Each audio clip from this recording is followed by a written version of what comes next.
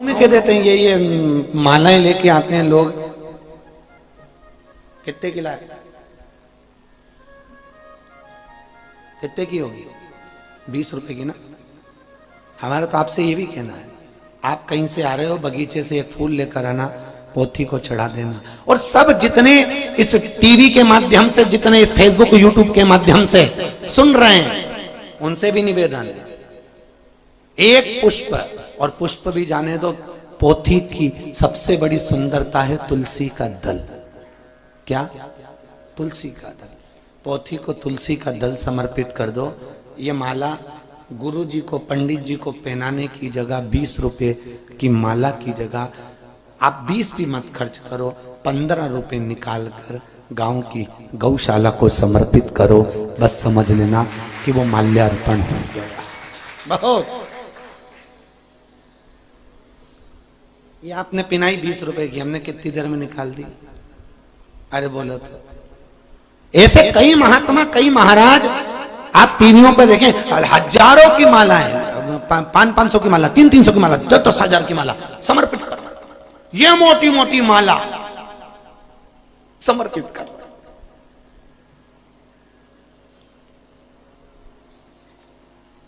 फिर वही बात आ गई, नेताओं को भी कितनी पिनाई जाती है, हजारों लाखों। पर वो तो नेता, वो केवल लेता ही लेता, कभी किसी को कुछ नहीं देता।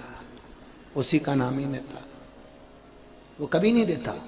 जहां उसका फायदा होगा वहां पर वो काम कर देगा कि यहां से मेरे को, इस गौशाला से मुझको इतना चाहिए, तो गौशाला के लिए मैं गौ माता के लिए इतना दिलवा सकता हूं। बहुत गंदी राजनीति हो गई दादा। कैसे मुंडा दिखाएंगे ये मेरे को तो समझ में नहीं आ रहा है। क्या होगा इनका? धर्म कहां है? मत दीजिए। किसी व्यासपीठ पर 20 रुपए की माला भी समर्पित मत करिए। आप तो तुलसी चढ़ाओ, तो वो आपके भी काम आएगी, महाराज के भी काम आएगी, औषधि के लिए। माला आप 20 रुपए की लाते हैं, वो 20 रुपए की जगह 15 रुपए गौशाला में समर्पित करो। गौ माता खाएगी, पेट भरेगा, उसका जीवन यापन होगा। गौशाला भी नहीं जा सकते तो उस 15 रुपए की 2-4 रोटी बनाकर किसी भूखे को भोजन करा दीजिए, किसी भूखे को। पर आज के जमाने में भिखारी भी छल कर रहा है, भिखारी भी छल कर रहा है।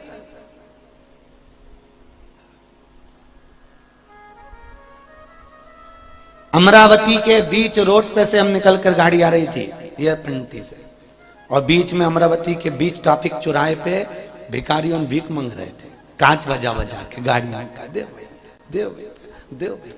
और आगे गए तो देखा कि उनके बच्चे भीख मांगकर, उनके लोग भीख मांगकर, एक अम्मा वहीं बैठी थी, वो बीड़ी धुनक रही थी, बीड़ी धुन रही थी, और उसको ले जाके दे रहे थे। एक व्यक्ति ने, मैं भोपाल रेलवे स्टेशन की बता रहा हूं, एक सुबह के टाइम हमारी कहीं की ट्रेन थी, हम कथा करने जा रहे थे, एक व्यक्ति ने इतना अच्छा कोट एक भिखारी को दिया, 1 नंबर का कोट, ठंड का समय, और कोट उस भिखारी को दिया। भिखारी ने उस कोट को लिया और लेकर वहीं आगी जल रही थी उसमें जला दिया और ताप लिया। अगर वो कोट उस भी, क्योंकि इनको कपड़े से मतलब नहीं है, इनको धन से मतलब है, क्योंकि पैसा मिलेगा तो व्यसन में लगाएंगे, जुए में, मांसाहार में, मदिरा पान में, वेश्यावृत्ति में लगाएंगे। और थोड़ा सा पैसा मिलेगा तो रुमाल में सूंघने का सामान ले लेके और सूंघ सूंघ के मर जाएंगे। पर ये निवेदन है, इन भिक्षुकों के चक्कर में भी असली भिक्षुक को नहीं पहचान पा रहे कि असली जरूरत है किसको, हम किसको दें, हम किसको प्रदान करें।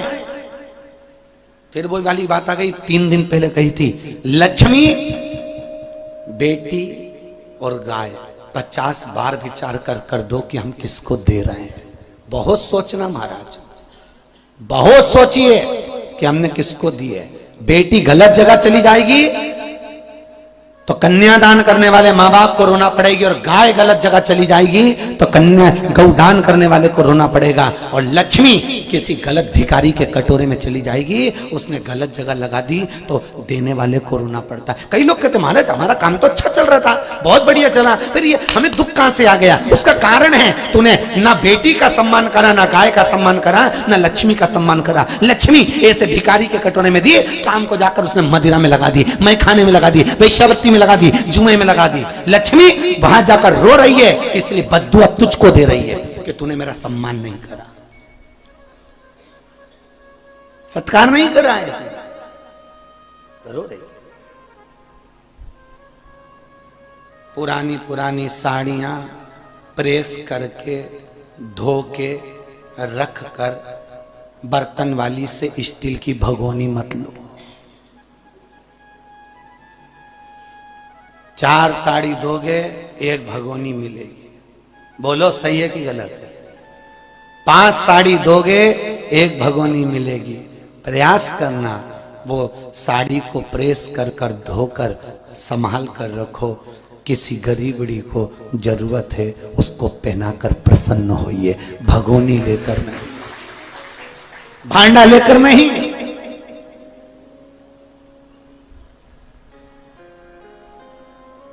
और प्रसन्नता, आनंद।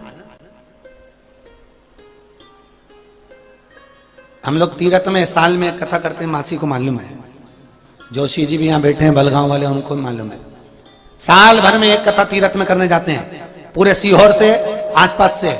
बच्चों के कपड़े पुराने, साड़ियां पुरानी, पुराने पुराने कपड़े जो तुम नहीं पहनते हो, सड़ रहे हो, वो कपड़े हमको दे दो। क्यों?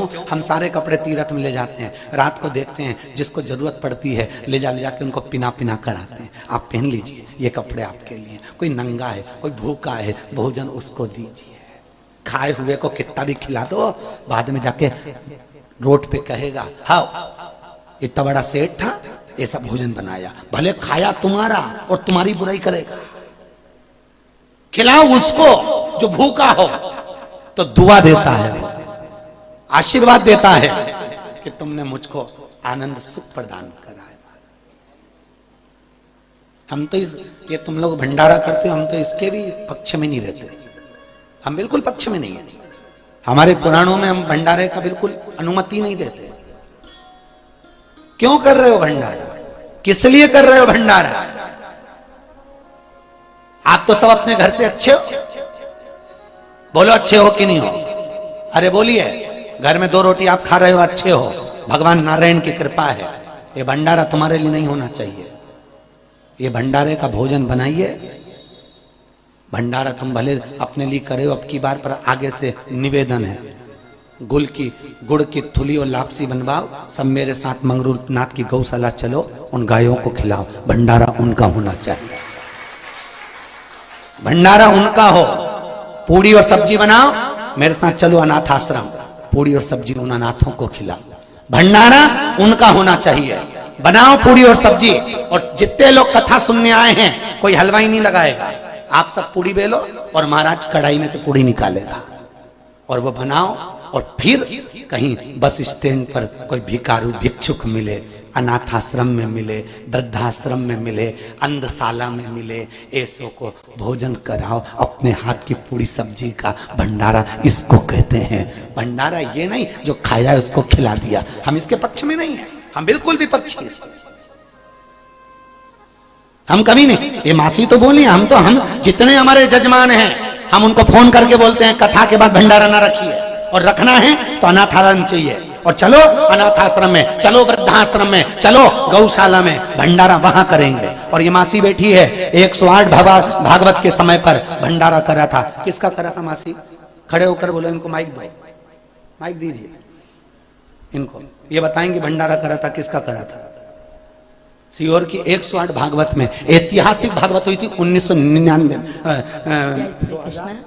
2 में। जय श्री कृष्ण। सीहोर में बहुत बड़ा यज्ञ किया था 7 दिन का, और उसमें गायों को बुला बुला कर और गायों लापसी बनाकर उनको जिमाकर उनको साड़ी ओढ़ाकर जो गाय लाया था उसको 50 रुपए देकर उसको महाराज ने विदा किया। इन्होंने, मैं खुद उस यज्ञ में बैठी थी महाराज के, और वो भंडारा इन्होंने उसी तरह किया था। पूरे सीहोर की जितनी रोडों पे गाय फिर रही थी, सारी गायों को बुलवाया, लाइए गाय, और साथ में एक निवेदन भी करा कि गाय जो लाएगा उसको 50 रुपए दिया जाएगा, क्योंकि गाय कोई पकड़ने को तैयार नहीं, लाने को तैयार नहीं, भोजन कराने को तैयार नहीं। आप लाओ, आपको 50 रुपए मिलेगा। 50 रुपए के चक्कर में 1500 गाय इकट्ठी हुई थी महाराज। कितनी गाय? 1500 गाय वो 50 के चक्कर में इकट्ठी हो गई।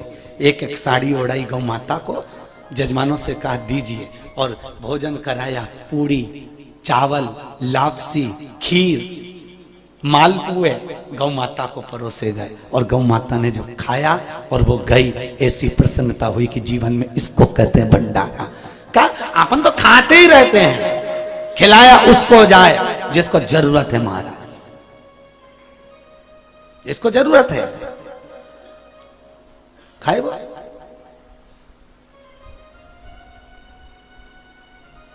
खूब करिए और आनंद सुख को धारण करिए। अपने जीवन का तात्विक सुख है महाराज जी। सबसे बड़ा दान अन्न का दान। कौन सा दान है? अन्न का दान। राजा कर्ण भी मर कर गया तो भगवान से विनती कर रहे हैं, मेरी बॉडी नीचे पड़ी है, अंतिम